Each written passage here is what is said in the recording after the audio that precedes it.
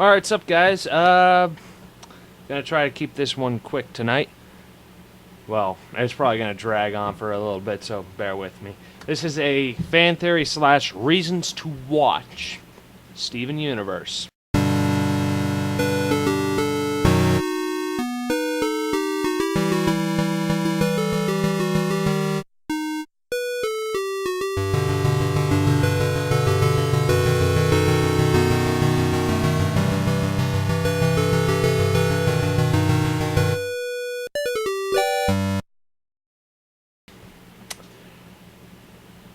I have been recently getting into the show. Now, there's probably going to be people, why is a grown man watching a kid's show? Well, people have been asking that same question about otakus, and yet we're so prevalent. Just saying. Now, to answer that question properly, I don't normally watch kid shows. In fact, I detest most kid shows today, except Ed and Eddie.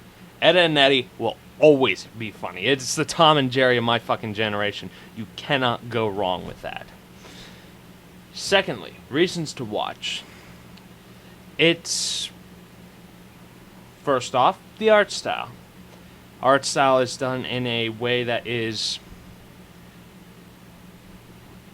almost Family Guy-esque. It's not meant to be too hyper-realistic, but at the same time, it's supposed to be bright and colorful and interesting to look at, but not at the same time, not a Shin-chan, which is, let's be honest, it's utter garbage. Now, continuing on.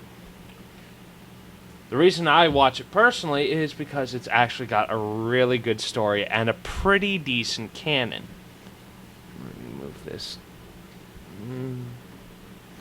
Now, to those of us in the otaku, you know exactly what I'm talking about when it comes to saying it's got a decent canon. To make an example, I could never watch Inuyasha. I could never watch Evangelion. I would love to watch them. And I love their art styles, respectively. But they were done in a time when the cell animation it has not aged well. Let's be honest. That's what I'm getting at here. This, on the other hand, I have a feeling will age pretty nicely. It won't age at all by that. Probably because it's computer generated. But there's something I like about it. It's just got this nice appeal, art style wise. It's simple without being too simple. Keep it simple, stupid. The KISS method. Now, secondly, getting back to the story, because I know I'm rambling here a bit, and probably the alcohol doesn't help, but there's something about the story that I just like. It's got this fantastical, whimsical aspect that goes about telling a somewhat dark story. To those of us in the Steven Universe fandom who have watched the episode Too Many Birthdays, that episode got dark as shit, man. No lie. I don't know what it is, but that, towards the end of the episode, I was like, dude, that's fucked up. This is a kid show. That's not fair. That's not right type of fucked up. I don't know. There's just something really dark about the ending of that episode. Thankfully, they finished it off on a fairly lighter note with a good moral, which is something I liked.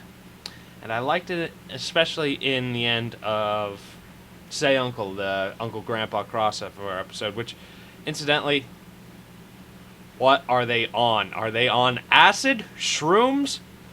I know it ain't weed.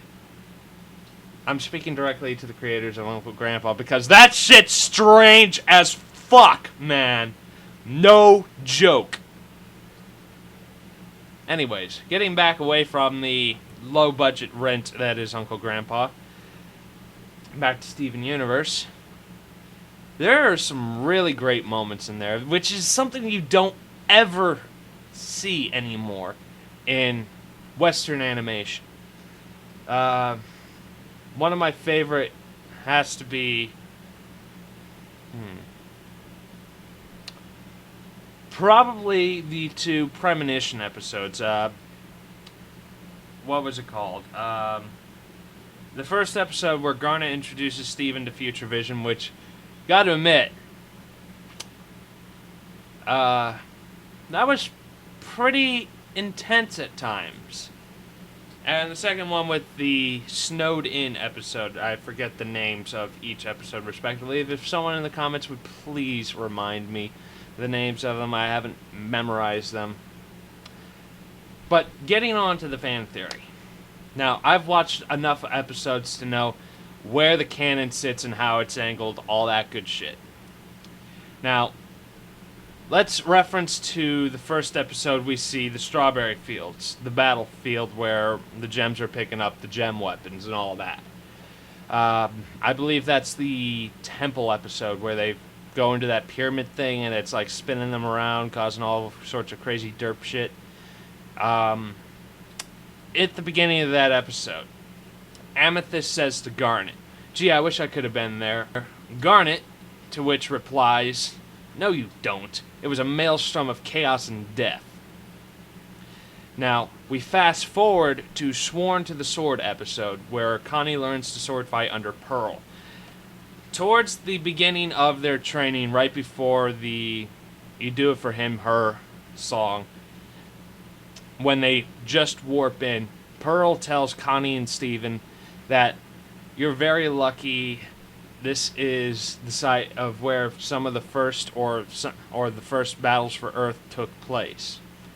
Now, this implies to me, just from what I've gathered up to now, which the latest episode as of posting this is Chilletid, which means chill time in Norwegian.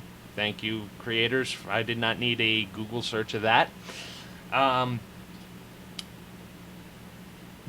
to me, this implies that Amethyst, we know, is a product of the kindergarten.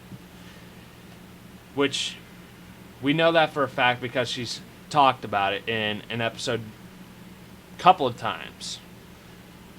But where she comes in is what this theory is. I theorize she either was a product of either the end of the war, like a last-ditch effort right before they destroyed the galaxy warps, that being the homeworld gems, or she came sometime after the fight in the Sky Arena. Or another potential area is that she came sometime after the war. I'm thinking it's towards the end of the war when she came in. Now, we can sort of confirm this by how young Pearl looks in... What episode was that? Oh, same episode, Sworn to the Sword. When she projects the cool fight sequence from, I want to say, that battlefield, the Strawberry Battlefield. You can visibly see Pearl is very young at that time. And this also shows up again with Amethyst, who was probably no more than the same height at that time. But you notice how childish she acts when you see her in the first episode that chronologically it shows up. Not like canon-wise, but like... Or canon chronologically, not like episode 1. But, and sorry for Steven. English! You can see how childlike she acts and how small she acts, or is, I guess, would be the best way to put it. I don't know, I'm just goofing off, somewhat intoxicated. Just wanted to share this bit of information with my fan base. And, yeah, I think that about covers it. So, post your thoughts, comments in the description box below. And maybe I'll do another one of these. I don't know at this point.